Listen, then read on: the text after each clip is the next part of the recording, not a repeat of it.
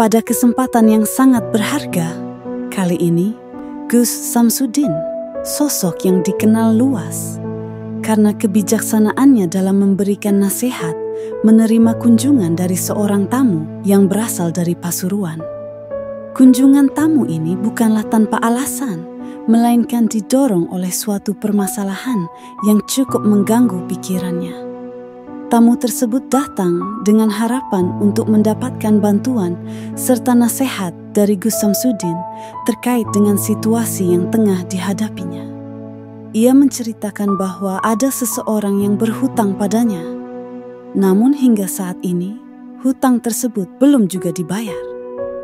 Rasa frustasi dan kebingungan tampak jelas di wajahnya, seolah-olah beban masalah ini telah mengganggu ketenangan hidupnya. Tamu tersebut berharap Gus Samsudin dapat memberikan solusi atau setidaknya pandangan yang lebih jelas mengenai bagaimana sebaiknya ia menghadapi situasi yang sulit ini. Gus Samsudin dengan penuh perhatian dan rasa empati mendengarkan setiap kata yang diucapkan oleh tamunya, siap memberikan bimbingan yang tepat untuk membantu meringankan beban pikirannya. Silahkan tonton video selengkapnya hanya di channel Gus Samsudin Family.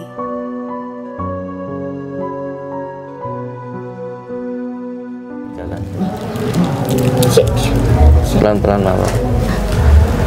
Ada yang nempel ya? Kita ada yang nempel. Tak alon-alon tak buat. Alon-alon tak. Kenapa tanggamu rambut tolongin? Mana rokok? Kon rokoknya pun di Pak? Sambil. Pasar Taman Sari. Saya dimandikan dengan daun kelor. Terus habis itu diminumin kelapa, itu dikasih madu sama kunyit gitu.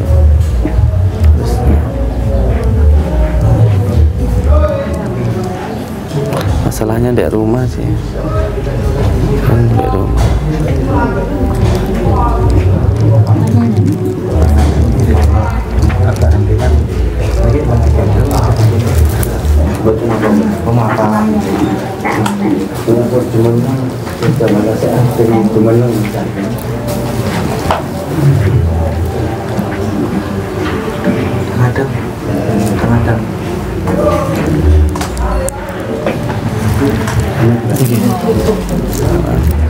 Dari mana? Dari Pasuruan. Pasuruan. Namanya siapa? Bu Rosyati. Al-Fatihah.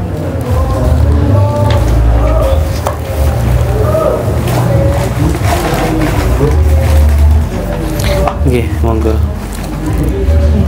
Terus tunggalnya kalau memiliki sawan, keduanya kalau nggak hajat kalau teh memiliki kupon terlaksana keinginan saya. Keduanya niki ingin dapat kerjaan. Dulu kesini kepingin dapat jodoh, alhamdulillah aku.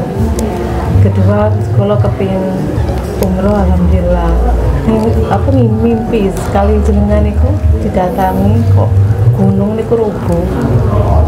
Kok alhamdulillah sakit umroh macam itu.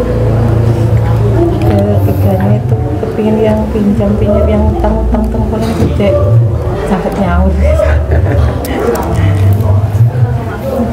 Kalau amalannya singkiran, sedekahnya singkiran, kok setiap kali orang pinjam itu mau nyaurnya itu susah, bayarnya itu susah, kalau nggak ada yang nyaur itu dari berapa orang itu banyak, tapi nggak ada yang nyaur. Apa aja, kalau yang kurang dari saya apa amalannya, apa sedekahnya, mungkin kan dari orang lain yang bisa menilai gitu. Kalau dia sendiri kan nggak bisa menilai. Yang penting saya minta untuk lebih ikhlas. Kalau ikhlas itu akhirnya semua masalah bisa lepas. Dan tanda-tandanya orang ikhlas itu hatinya selalu senang. Kalau hati kita belum senang, berarti kita itu belum benar-benar beriman. Karena tanda-tanda orang yang beriman itu hatinya selalu senang, nggak ada kekecewaan, nggak ada rasa marah, nggak ada rasa benci, karena tahu bahwa semua yang terjadi itu adalah kehendak Allah Subhanahu wa Ta'ala. Jika ada masalah di dalam hidup kita, pasti ada yang salah. Salahnya itu apa? Pasti kita melakukan maksiat. Maksiat itu ada dua: maksiat yang melanggar perintah Allah, dan maksiat yang lalai terhadap perintahnya Allah. Tinggal itu saja. Maka kita itu sebenarnya setiap ada masalah, kita itu tidak perlu kok bingung, susah, apalagi menyalahkan yang lainnya. Tidak perlu. Ketika kita ada masalah, cukup satu saja, introspeksi. Itu solusi utamanya. Seperti halnya ketika saya di penjara, apakah saya terus menyalahkan orang lain dengan keadaan saya? Mungkin iya. Allah menegur saya dengan cara orang memenjarakan saya, memotong video saya. Tetapi itu hanya cara Allah saja untuk mengingatkan saya. Video mungkin yang saya buat itu salah, karena walaupun tujuannya benar, tapi caranya nggak benar. Dengan cara menerima tantangan mencari musuh, kan akhirnya banyak musuh. Harusnya saya lebih fokus ke pondok saya, lebih fokus ke santri saya, ke anak saya, ke keluarga saya, dan ke tamu saya yang datang begitu. Dan banyak hikmahnya yang terjadi di situ, jadi lebih beribadah. Intinya gini, setiap ada masalah di situ pasti ada yang salah.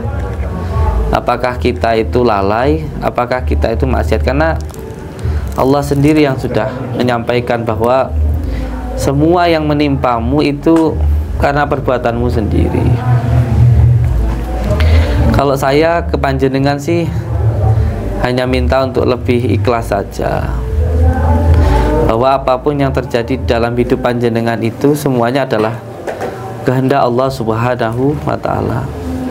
Terkadang orang itu sudah salah, tambah salah lagi. Kenapa? Ya karena nggak mau merasa bersalah, ini nggak bisa benar, malah menyalahkan yang lainnya. Contoh, orang sudah salah semuanya, tertimpa musibah, mamanya usahanya bangkrut, malah tiap hari berantem aja sama istrinya, nyalahin aja suaminya. Akhirnya apa?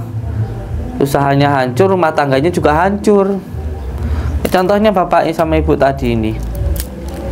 Kalau mereka tidak sabar, menyalahkan, kamu tidak bisa mendidik anakmu, anakmu terus minta ini itu, sampai akhirnya kita bangkrut. Sudah usahanya bangkrut, rumah tangganya hancur. Padahal itu tadi adalah kasih sayang Allah. Dengan dia bangkrut, anaknya sudah nggak bisa minta apa-apa. Anaknya nggak bisa minta apa-apa karena orang tuanya nggak punya apa-apa. Nanti akhirnya anaknya mau bekerja, berkembang. Coba kalau dia tetap usahanya jaya, anaknya minta terus, bisa-bisa buat pakai narkoba, buat beli motor, tabrakan, modar. Tahu nggak kalau itu kasih sayang Allah? Nggak tahu kalau nggak pakai iman, nggak tahu kalau nggak pakai hati nurani. Terus bagaimana supaya nyambung? Ya hati harus diisi dengan dzikirullah. Makanya saya selalu minta ke saudara-saudara yang datang malam itu, walaupun 1 jam bangun, antara jam 2 atau jam 3, zikir Allah, Allah, Allah minimal. Kalau saya ya 12.000, atau kalau yang tidak mampu ya 1000 kali, atau yang nggak mampu ya 63 kali lah paling dikit. Itu namanya dzikrul dzat. Ini dzikir itu ada tingkatannya. Dzikir asma itu ta'bud, dzikir sifat taqarrub, dzikrul dzat itu tazali. Ada kalanya kita itu hanya perlu mengagungkan asma Allah tanpa kita itu meminta, biar hati itu bertazali itu. Maksudnya bertazali itu, kalau orang Jawa bilang manunggaling kaula Gusti, bukan karena kita ini Tuhan, bukan, tapi Tuhan itu benar-benar mengarahkan hidup kita gitu, dengan cara hati kita diisi dengan dzikirullah. Panjenengan dulu datang ke sini karena anaknya pengen dapat jodoh, sudah dapat jodoh. Sampai dulu datang ke sini pengen umroh, sudah umroh. Terus sekarang pengen orang-orang yang punya hutang bayar. Ingat nggak? Sampai tuh ngasih hutang orang itu ngasih pahala loh. Iya toh? Tambah pahala, nolong orang gitu. Dan itu nanti kalau sampai ikhlas, wow, lebih bisa banyak ngutangin banyak orang. Iya, tapi kalau nggak ikhlas ya cukup segitu-segitu aja. Mungkin orang bayar sulit itu. Padahal tadi seperti yang saya bilang, kalau kita benar-benar senang sama orang, kita akan bisa menyenangkan orang itu. Kamu benar-benar senang sama istrimu, wallahi kamu bisa menyenangkan istrimu. Kamu benar-benar sayang, senang sama orang yang utang sama kamu, ya kamu nanti benar-benar bisa menyenangkan orang itu. Ya orang itu nanti rezekinya lancar gitu. Berat bagi yang gak ikhlas. Makanya saya itu setiap malam amalan saya itu cuman satu. Pokoknya setelah sholat taubat, sholat hajat, membaca sholat al-ikhlas 10, setelah Al-Fatihah 20, salam rakaat ketiga, setelah Al-Fatihah 30, rakaat keempat 40. Itu aja loh ada yang bilang saya sesat. Viral saya waktu sholat itu tak videoin. Padahal itu ada sanatnya. Saya pakai gelang itu ada sanatnya. Saya ikut torekoh. Guru saya itu torekoh Muqaddam Tijaniyah. Muqaddam torekoh Tijaniyah. Tapi saya pakai tasbih gini lah ada sanatnya. Nggak asal-asalan pakai tasbih gitu. Tapi ya orang bicara nggak apa-apa. Yang penting buktinya saja. Yang saya harap jenengan itu ya lebih ikhlas saja lah. Saya yakin, aku yakin kalau sama ikhlas ya kedepannya lebih mulia lagi. Ujian datang itu, setiap musibah itu membawa barokah. Setiap ujian itu pasti ada barokahnya. Yang penting ikhlas saja. Yuk mulai bangun malam walaupun hanya 1 jam. Kalau mampu saya berharap sholat taubat, sholat hajat seperti tadi yang saya bilang. Terus dzikir Allah, Allah, Allah, Allah, Allah. Itu nanti kemudahan benar-benar datang. Kenapa wali-wali Allah itu doanya mandi? Karena lebih setiap gerakan tubuhnya, setiap waktu mengagungkan asma Allah, mintanya dikit. Kalau kita itu baru bilang ya Allah, ya Rahman, ya Rahim 3 kali, minta aja sudah banyak. Sedikit mengagungkan, banyak mintanya. Itu saja ya. Lahumul Fatihah. Kerjaan. Al-Fatihah. Doa yang mustajab itu dari jenengan, bukan dari saya. Caranya gimana? Wudu, air wudunya tadi dzikir Allah, Allah, Allah, baca Al-Fatihah 7 kali, Al-Ikhlas 7 kali, Falak 7 kali, An-Nas 7 kali, terus baca Inna fatahna laka fatham mubina liyaghfira lakallahu ma taqaddama min dzanbika wa ma ta'akhkhara banaftah bainana wa baina qaumina bil haq wa anta khairul fatihin. Kalau nggak terima jadi PNS nggak usah kesini lagi. Panjang, nggak bisa. Ada di Al-Quran ada. Ada ayat terakhir. Nanti langsung aja kasih biar nggak perlu nyari. Inna fatahna laka fatham mubina liyaghfira lakallahu ma taqaddama min dzanbika wa ma ta'akhkhara banaftah bainana wa baina qaumina bil haq wa anta khairul fatihin. 17 kali tahan nafas. Oh, kaku. Kuat. Kalau saya bilang kuat, kuat. Wong saya aja 70 kali kuat. Diamalkan dulu, kalau belum sukses jangan kesini. Kalau sudah sukses baru kesini. Ya. Diamalkan 7 kali. Minta. Oke, nanti cari saya.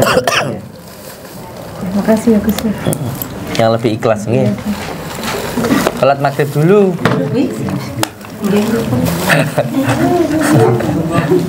Oke, santai mawon. Sampai malam enggak apa-apa, saya nggak kemana-mana. Paling nanti di pondok sebentar.